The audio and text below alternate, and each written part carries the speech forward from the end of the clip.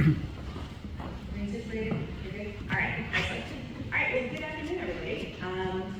Thank you for joining us today. So with me today from my department, the Criminal Trials Division Chief Brad Modell, Assistant AG and Chair of the Michigan Human Trafficking Commission, Melissa Palico, Johanna Dell, a victim advocate with the Department of Attorney General, Justin Lynn of the Kalamazoo YWCA, Officer Matt Kilborn of the Three Rivers Police Department, and from the Federal Department of Homeland Security Investigations, HSI, Detroit, Acting Special Agent in Charge Sean Gibson and Special Agent Kurt Feigl. So here at home in Michigan, as across the entire country, human trafficking persists, subjecting men, women, and children to horrific servitude, physical and sexual abuse, and other forms of domestic, agricultural, industrial, and other labor for little or no pay, and of course against their will, facing coercion, violence, and threats on their life, or even a forced drug dependency to keep them in a profitable place for the criminals who are in control of their lives. Human trafficking is modern slavery. And try as we might, we have not yet eradicated this worldwide criminal industry, even here in Michigan.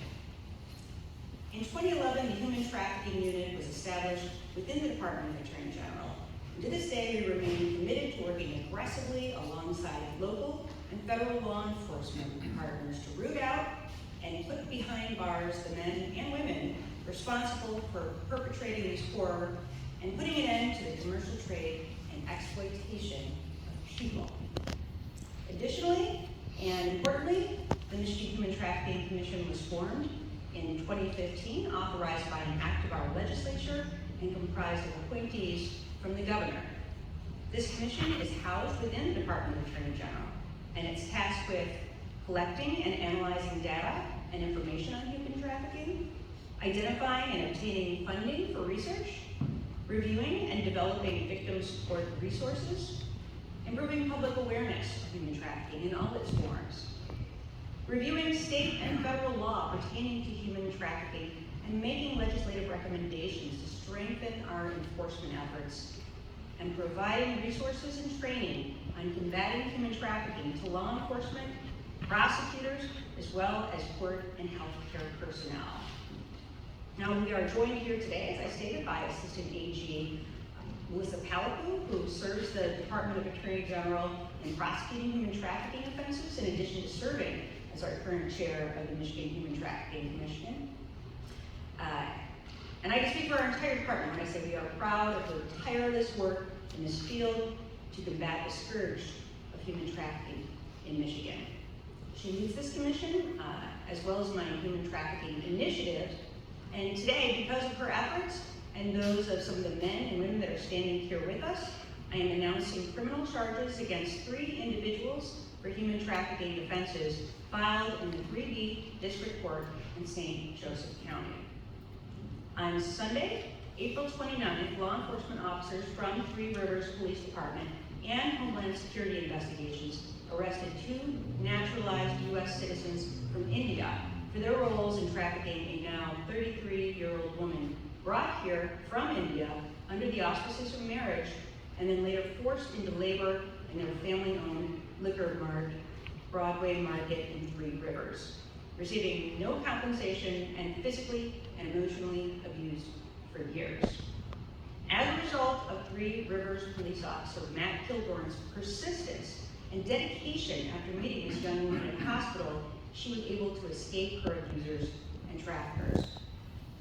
We have charged the following people: the victim's husband, Iqbal Singh Mikal, Iqbal's father, Carter Chand, and his mother, Sheila Devi. Each with 1 count of human trafficking, forced labor, and human trafficking enterprise, which each are a 10-year felony. Carter Chand, who has not been arrested, and he is no longer in the country. We've alleged the trafficking of our victim began in 2014 when the family forcibly moved her from Pennsylvania to Michigan when her husband and parents came to own the Broadway market. Shortly after arriving in Michigan, the victim began working in a convenience store, never receiving payment for her labor and working off the payroll books.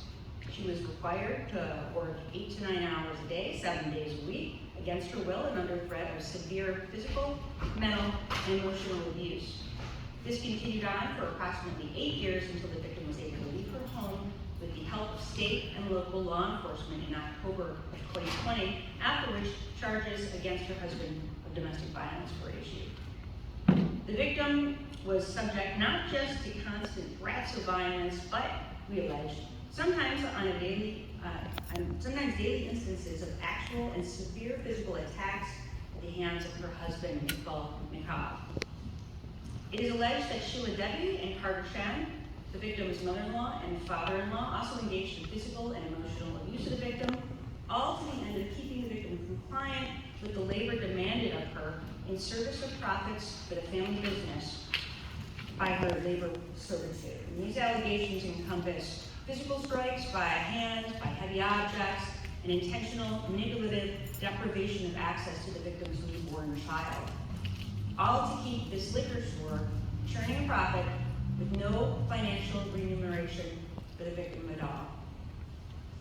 The allegations include systemic harassment of the victim by communicating lies for family back home in India that were meant to sow division between her and her relations who might have otherwise been able to help her, and that her husband kept possession of her essential identifying documents such as her passport, further tethering her to the home and business.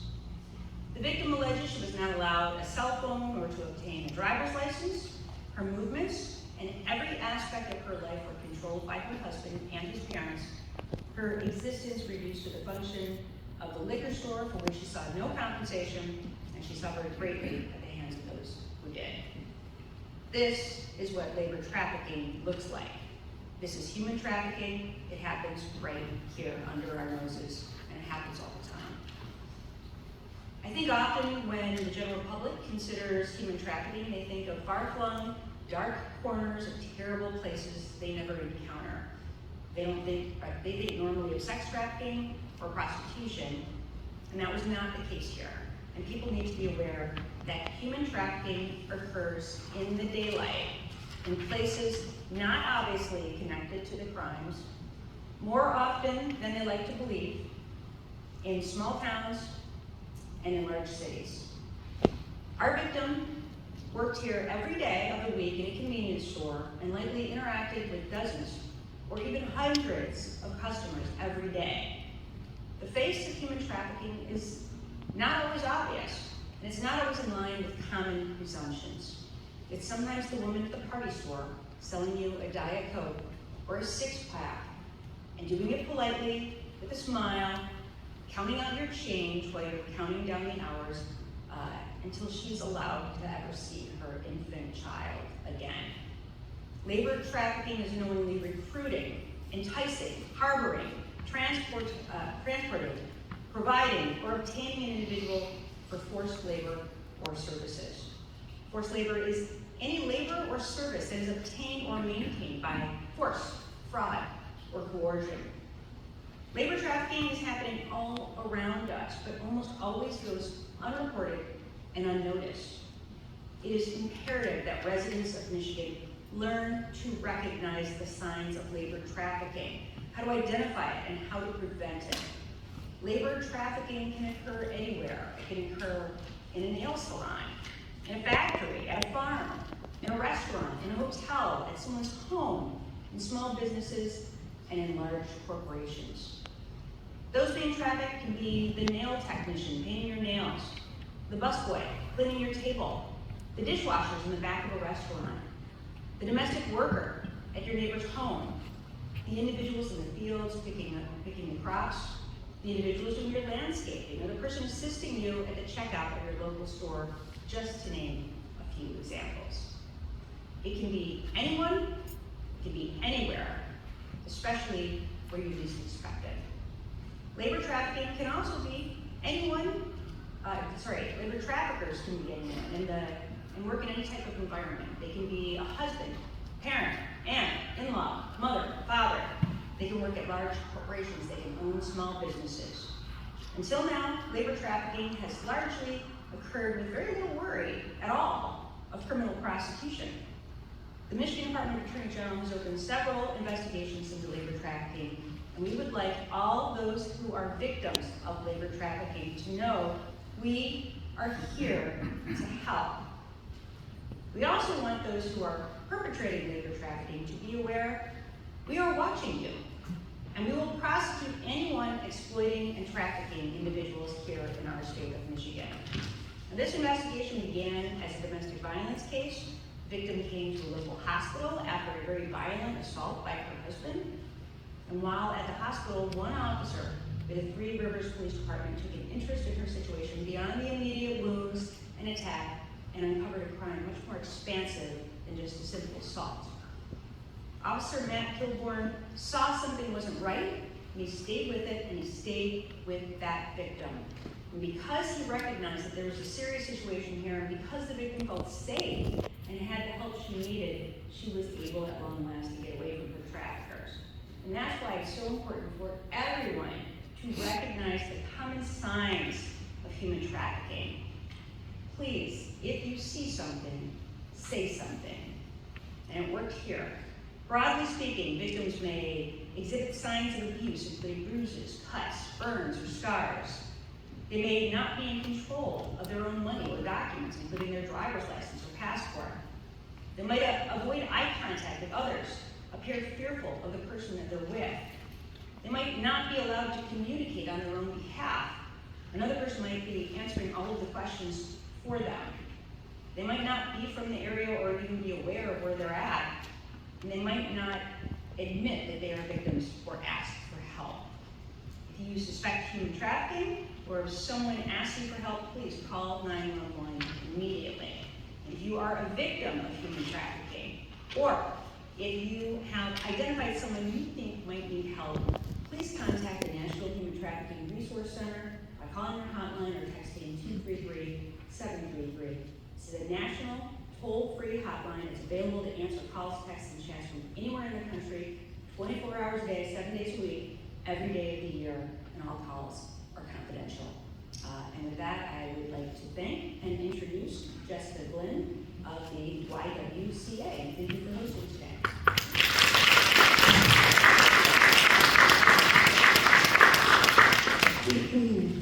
Hello, everybody. My name is Jessica Glynn. I am the Vice President of Victim Services here at the YWCA, where I have the great privilege of overseeing all services that we provide to survivors of human trafficking. It is an honor to be here with all of you today, and I want to thank Attorney General Nessel and Assistant Attorney General Melissa Palabu for taking a stand where few people have previously. This is, as far as we know, the first labor trafficking case charged in the state of Michigan.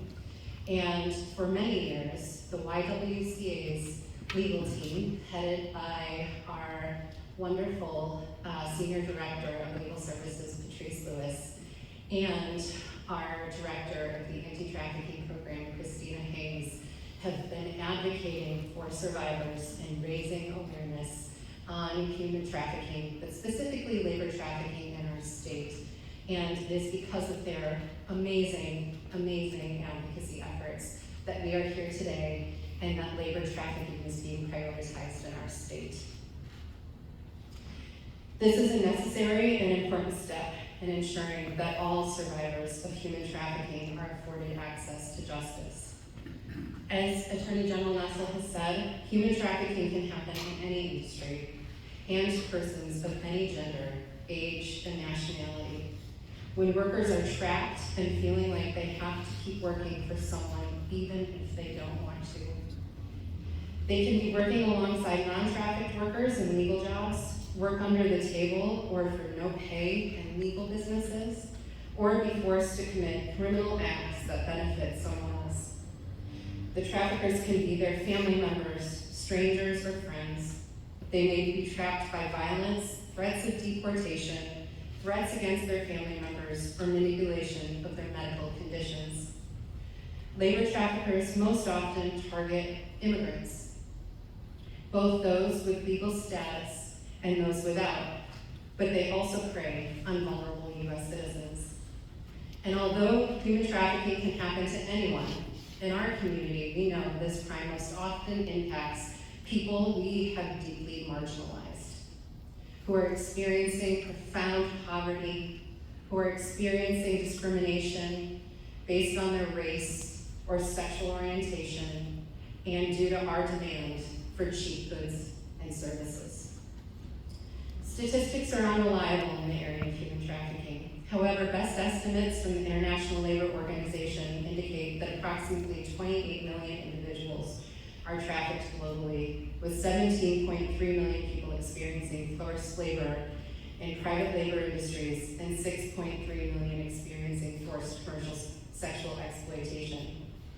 Despite the staggering number of people who are forced to work due to forced fraud or coercion, we know that most labor trafficking cases will never be investigated and very few will be charged. In Michigan, this has gone on for far too long and meant that some of the people that we have served at the YWCA have been forced to work against their will with no recourse and no lifeline to safety. Attorney General Dana Nessel said to me as we walked in, "This is a new day," and indeed, this is a new day. This is a critical moment in Michigan's history where the highest law enforcement body in our state has made clear that no one will be forced to work against their will with impunity.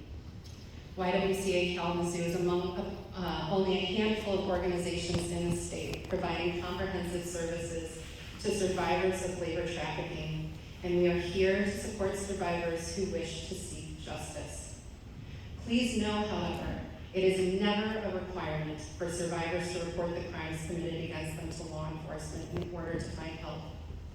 There is community here at YWCA Kalamazoo and beyond to support labor trafficking survivors on survivors' terms. A just movement requires community, partnership from YWCA's advocacy, legal services teams, our housing team, therapy team, and our law enforcement partners, and a network of other dedicated service providers in the state. For survivors who wish to seek justice, this landmark case sends a loud message that justice is indeed possible in Michigan.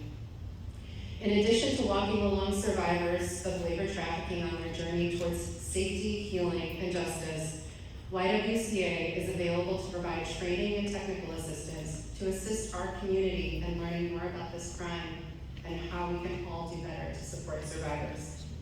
If you or someone you know needs help, please call our 24-hour crisis line at 269-385-3587. Thank you.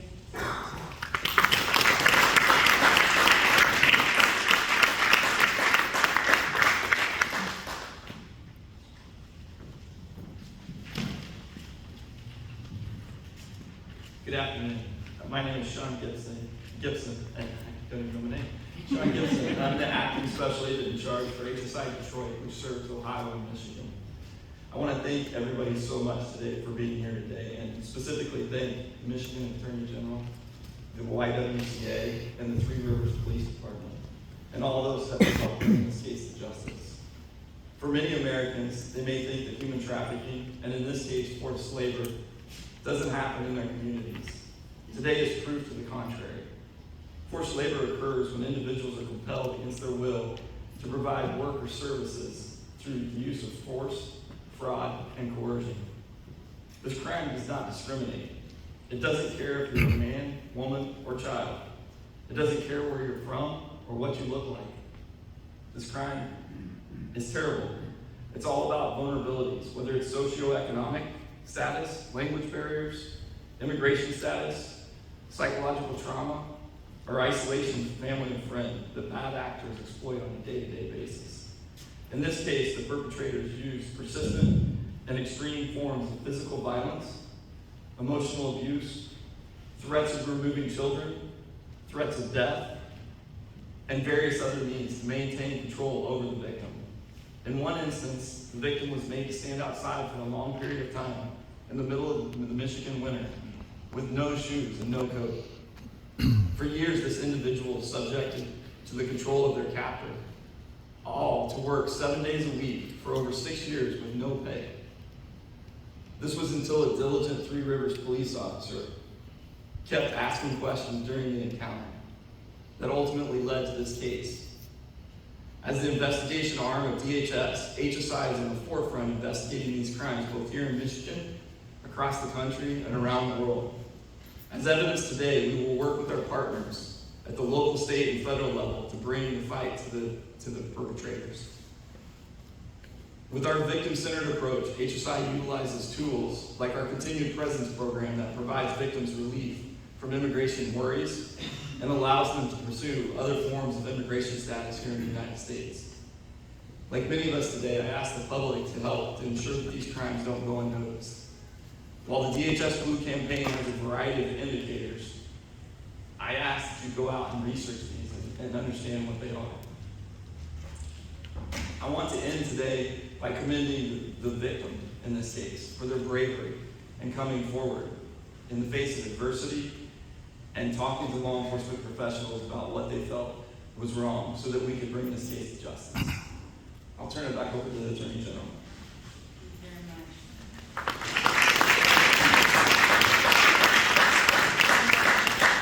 I'll take some questions if anybody has some. Andy Minnigermer's News. I'm wondering if there's any legislation that would make these cases easier to prosecute. I am so glad that you asked that question. So we have been working diligently with our partners in the legislature, and most recently, I think Representative Kelly Green in the State House. And there are a number of objectives. These are all recommendations from the Human Trafficking Commission, many of which have been around for a little while.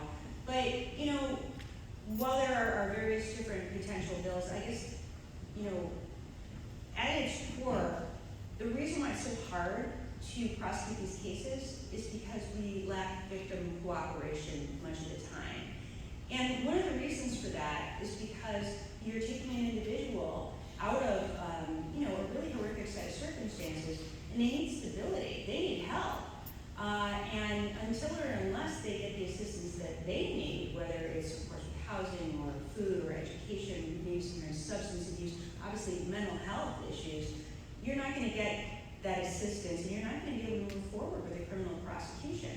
So a lot of the initiatives legislatively that we're looking at are aimed at, you know, how can we best support victims and survivors of human trafficking. And those might involve things like, you know, for instance, what about when an individual is coerced into committing a crime through no choice of their own, and they're afraid to move forward with the prosecution because they think that they're going to get prosecuted, right? It might address something like that. It might be bills that address making it easier for human trafficking survivors to get old convictions off of their record. If, again, they committed those crimes because they, you know, were being, you know, they were under duress. So those are some of them. And others are aimed at, you know, being more aggressive in terms of the ways that we can hold the traffickers accountable. But we do have a variety of bills that we've been working on. We're hoping to get those bills introduced soon, right? I mean, this legislative term, we know that there's a lot of interest in it. There's a lot of support for it. I'm really hopeful. I recognize the challenges with this legislative term. Obviously, we're in an election year, but this is not a partisan issue. This is not an issue that should be something just championed by Democrats or Republicans. This should be an issue that everybody cares deeply about. And as we talked about, there are so many more instances of this than people know about, in part, again, because it has been so difficult to pursue and to prosecute these cases. And our hope is that by bringing this case today, it's going to put other folks on notice, whether you are a victim, there's help for you, and you are a trafficker, that you should be on alert that we're coming after you. And we take this very, very seriously. So this is going to be the first of just many cases that you're going to see that we're bringing forward. Statistics are awful in terms of the prosecutions of labor trafficking nationally. What was the figure that we heard recently? Was it 6 or 8 cases total in all of America? It was something insane like that. I think last year I had 5 per year. 5 per year. In the United States, that's not Michigan, that's the entirety of the United States. And I think that really, it speaks to, not the interest of law enforcement in pursuing these cases, it speaks to the difficulty in prosecuting these cases. So these bills are all about making it easier to prosecute these cases because we are being supportive of the victims and survivors. And that's the great thing about the work here at the YWCA. That's the work that they're doing day in and day out. And as Jessica indicated, first and foremost, it's about helping that victim. It's about helping that person get to a place where, it's not just that they're free physically, but they're free emotionally and mentally as well to pursue a life of enjoyment and not just under fear and duress and coercion all the time.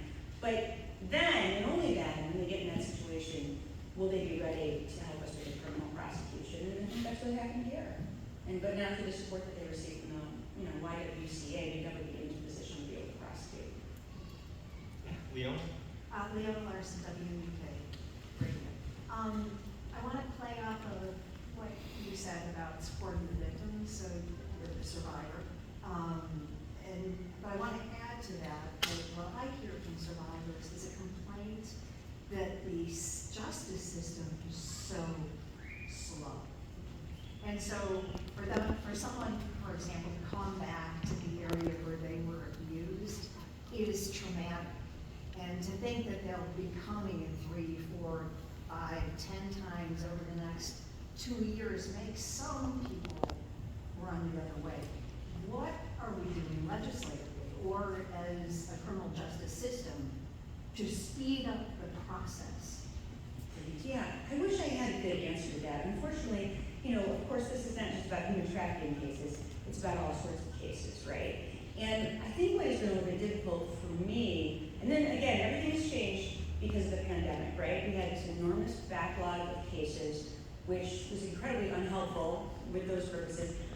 Now, I'm from Wayne County, and we had something called the Rocket Docket in Wayne County. And from the time, that case was charged until you would, or at least the arraignment, until trial, by edict of the Supreme Court, you had 6 months. I mean, so those cases went pretty quickly. As I've gotten around the state, and of course post-COVID, I don't know any cases that go to trial in 6 months anymore, and that's something that we have to work on the best that we possibly can. And that's a separate issue in and of itself that is incredibly important.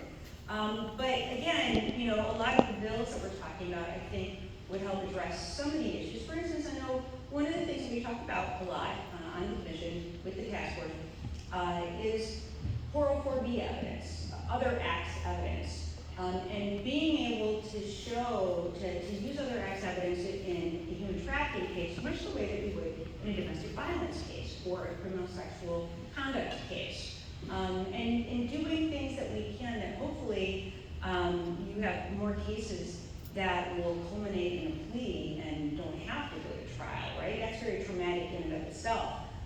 Having, to sit in a courtroom and testify and be cross-examined by a defense attorney. So it's about strengthening these cases as well so that there's more incentive for defendants to plead and not to be put in that position. And that's, again, part of what I hope will be some of the legislation that we see. But I don't know, is there anything that anyone here wants to talk to, let's speak about in terms of the judicial process and the sort of excruciating timeline that we've seen in the courts lately? You want to speak to that? Not really on the timeline, but I think a misconception on the immigration status is that a lot of people are scared to come forward because of the fear of deportation. And like we, as HSI, we work with our law enforcement partners, our non-government organizations to provide things like continued presence or sponsor T visas and stuff for them to get status. So I would implore the community of people that are afraid to come forward because of the fear of immigration, don't come forward. We will figure it out. We pride ourselves on the transition many years ago as a victim-centered agency, and we pride ourselves that there is an avenue that you can do this. So don't be in fear of that immigration status. Now that's one of many, but that's something I would like to dispel. Yeah, that's a really good point. Yeah, please. And I would also say that we're available with the YWCA to explore what it looks like to report to law enforcement and all considerations in somebody's life in reporting. To the point about delayed prosecutions, I also think in these cases, as we start to prosecute them, there are lessons to be learned from the SOCI initiative. That is also an effort of Attorney General Dana Nessel's office. And that is, how do we inform survivors their case is finally moving forward after years of nothing happening and being re-notified that this is now is its own trauma. And so we at the YWCA are very conscious of that fact, and having these conversations with clients is, although the prosecution didn't go on, their lives did, right? A survivor's life is going to go on. Many of them have families, they have other goals for their lives, and this is not their entire identity. And so to be thrown back into this place is its own trauma. And so we are being very sensitive as we work alongside Attorney General, our Assistant Attorney General, Melissa Calabu, about what even notification must look like.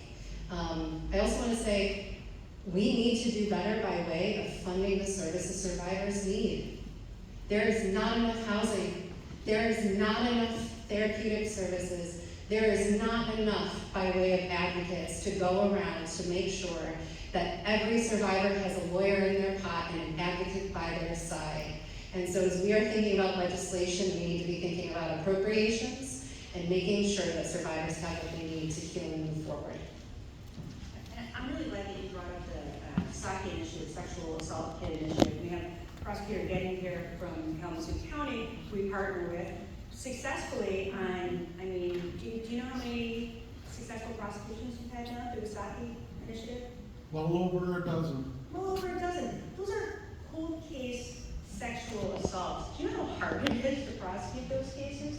But they've done it successfully, and it's because they're taking a victim-centered, trauma-informed, approach, and really allowing the survivor to sort of dictate how the case unfolds. It's really important. When you do it that way, you have better success. And of course, in those cases, in each one of those cold cases, I'm sure you can point to situations where the assailant went on to commit many other crimes in the meantime. And so those cases were incredibly important, and we thank you for your partnership on that. But these are similarly situated cases. I mean, there's a lot in common between CSC cases, domestic violence cases, and again, human trafficking cases. And sometimes there's interplay between all of those things at once, which is what we saw in this case. But we're learning, and hopefully we're going to do better, and hopefully as a result we're going to have more successful prosecutions, and that will lead to less human trafficking. Thanks, Ken. Yeah, if I heard right, the domestic violence incident happened in 2020, and here we are in 2024. Could you talk more about the challenges to getting from there to now?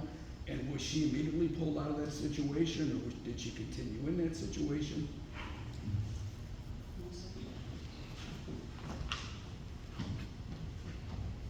So in the end of 2020 is when the domestic violence situation happened, and obviously this prosecution is happening in 2024.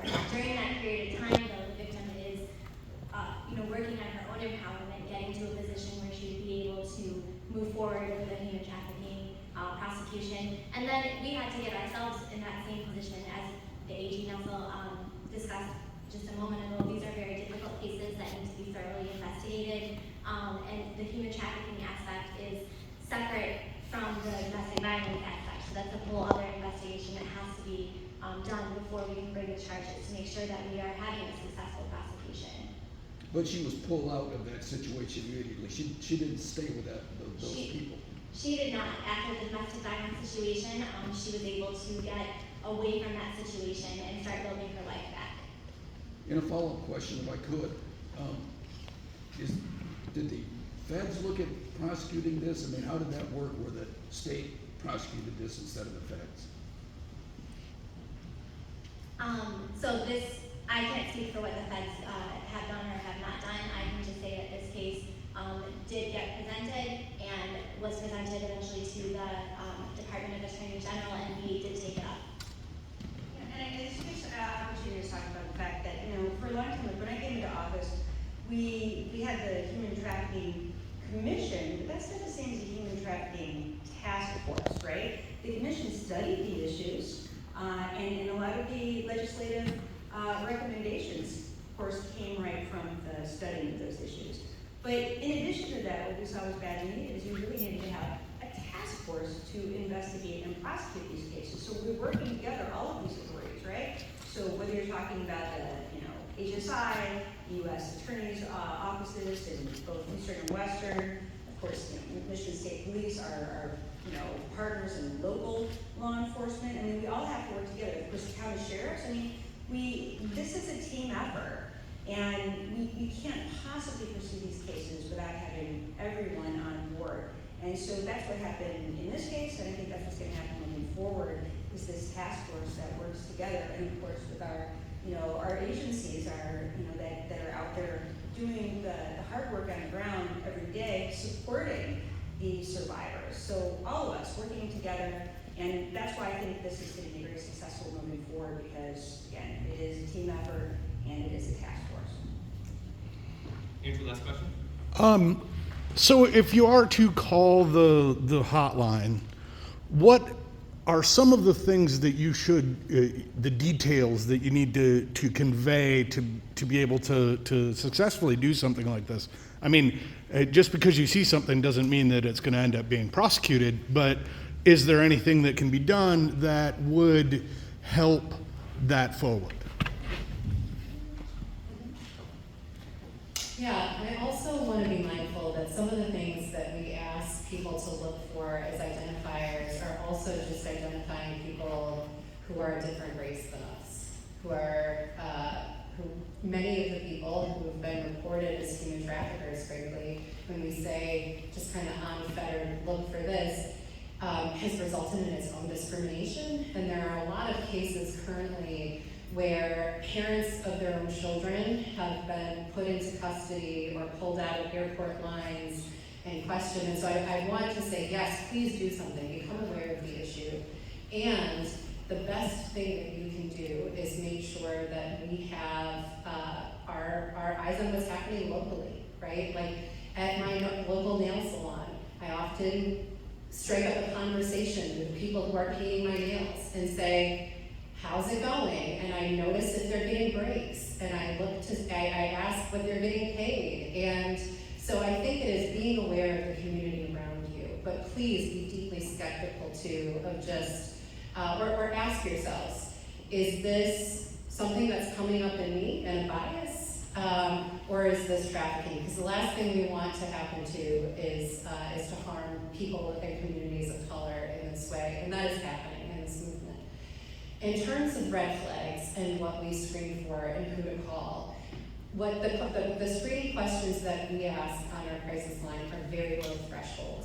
And this is a good example, this particular case, about how many folks have come to us as survivors of domestic violence or sexual assault, and through relationship and rapport building, we get more information and we then correctly identify human trafficking. If you see somebody in need, let them know where to go for help. The YWCA is one option, but all of the communities across Michigan have a victim services agency that is trusted and that does good work. And so know who your local victim services agency is and build relationships with them and give to them. Give to them to do this important work. But I would be asking, are your documents withheld from you? Were you promised a salary you were not given? Have you ever been kept in a job and feared quitting, not because you wouldn't have a paycheck, because you were afraid that your boss might harm you? And those are the hallmarks of the things we ask for at outset in our screening for human trafficking. But so much of this has to be based on trusted relationships at this ground level with service providers and trusted agencies that are in community and are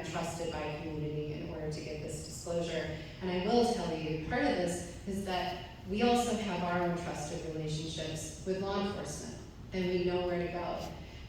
There is relief for survivors by way of continued presence and other remedies. It hasn't always been offered. But in this moment, and through the additional advocacy that we will continue to do with the YWCA, we'll make sure that that relief is possible for survivors. I just want to speak for a second regarding the tip hotline and the question that was asked regarding what to report and how to report it. The tip hotline is actually right here, and I do encourage everybody to note that and take that down. That is completely anonymous, so anybody who suspects that they are seeing human trafficking, or anybody who believes that they are the victim of human trafficking, can feel free to call or text that number. Again, it is anonymous. Some of the things that they ask, they just want details of identification, so that somebody can spot the person, and what led you to believe that there was suspected human trafficking, and location. And that information then is sent out to local law enforcement, to FBI, and Homeland Security. And what will happen with that tip hotline is that it gets funneled to the agency group that would be able to investigate it. So for example, if the location was Kalamazoo, then it's going to go to people who are going to be included in are going to be the Attorney General's office, and it would be Homeland Security, FBI, and then the Sheriff's Department and the local law enforcement. Then they would decide who's going to take it up and investigate it. But that's how the tip hotline works. I encourage everybody to take that information and utilize that resource. You know, I think that I don't know if this was mentioned, just, for next action date is the probable cause conference that will be on May 14th, and these defendants are being held on $1 million bonds. Could we ask if there are mug shots available of the suspects? I'll follow up with you on that. Okay, good. Thank you very much, everybody. Thanks so much, everybody. I'm going to have a press release coming out. I'm aiming for the next 60 minutes with the spelling of the defendant's name and a reiteration of